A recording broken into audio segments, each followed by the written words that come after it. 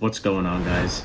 I'm Chrissy Whispers. Welcome to the channel. Tonight, we're going to be talking about all the madness that's been going on with the cards and the sealed product of the Sword and Shield block. If you've been paying attention, you would see that sealed products have been going through the roof. Lost Origin is sitting at about 220, 230. Silver Tempest is pushing 150, 160.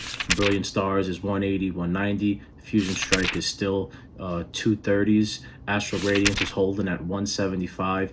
All these products were half the price a year ago. What does this mean for collectors? As a collector, if you enjoy ripping, your hobby is getting more and more expensive by the day. It never really pays to rip open booster boxes if you're just chasing cards. If you want just the individual cards, the best and cheapest way, in my opinion, unless you get lucky, is to just go buy the single. As far as ripping booster boxes, I wouldn't pay $200 to rip any booster box. Collectors are being priced out of some of these sealed products because, let's be honest, who's spending 200? The average collector isn't spending $220 to rip open Fusion Strike. That's like almost spoiling yourself, the average collector.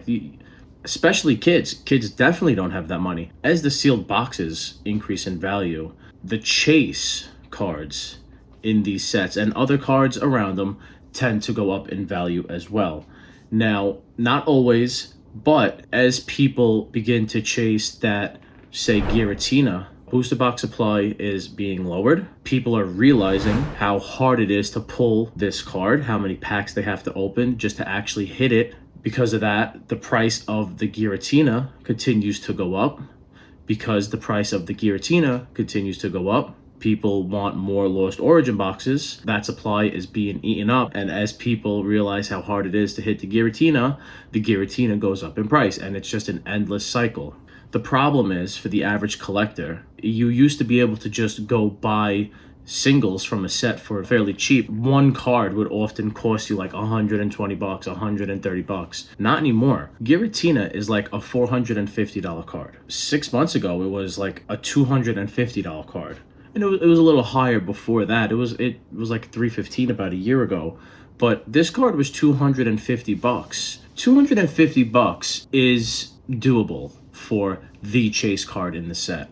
But how many people getting into the hobby today are gonna go and spend $450 on one individual card just because they like it? It's a lot of money.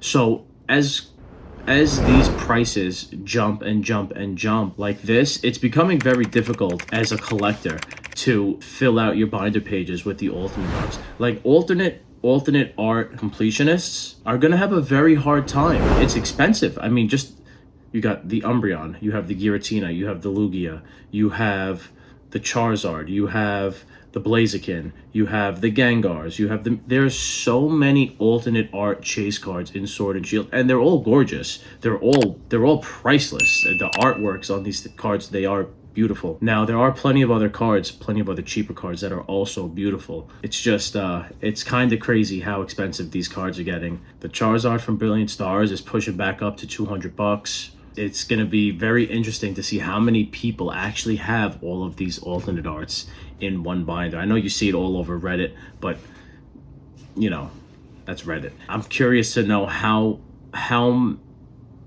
many average collectors there are that actually have all of these cards. And if you're somebody who loves these cards and you speculated into how they would take off, good for you. I think everybody saw that these cards would get more expensive as time progressed, but to see these cards spike like this, people say market manipulation.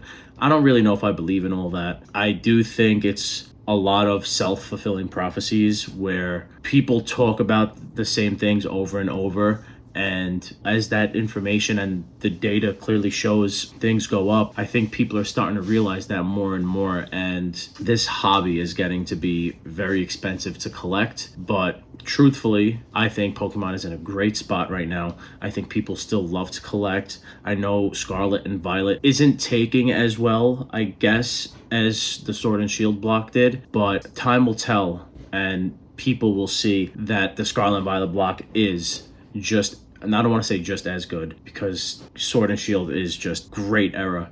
It's probably going to go down as one of the best eras in Pokemon card history. I think as time goes on, people are going to start getting priced out of buying from the Sword and Shield era, and I think money is going to start funneling into the Scarlet and Violet era, and you're starting to see that already as Paldea Evolved is started to see price increases already. It is one of the better sets. It's probably the best set of the Scarlet Violet block so far. Second to 151, but I don't count 151 as a part of that block because it's the original 151 Pokemon. There's no way it wasn't going to do good. The SIRs in Temporal Forces are gorgeous. Suicune, the Entei, and the Raikou SIR cards are some of the most beautiful cards I've seen that Pokemon has made. I think the Entei specifically, the crown, I've spoken about this, it's gorgeous. I put Temporal Forces second for that reason, and then probably Paradox Rift. I do like the full arts in Paradox Rift. I think they did a really good job with the full art cards. We're seeing how everything with the Sword and Shield block is obviously accelerated because of the inflated hype at the beginning of the era with, the COVID and the Logan Paul and all that.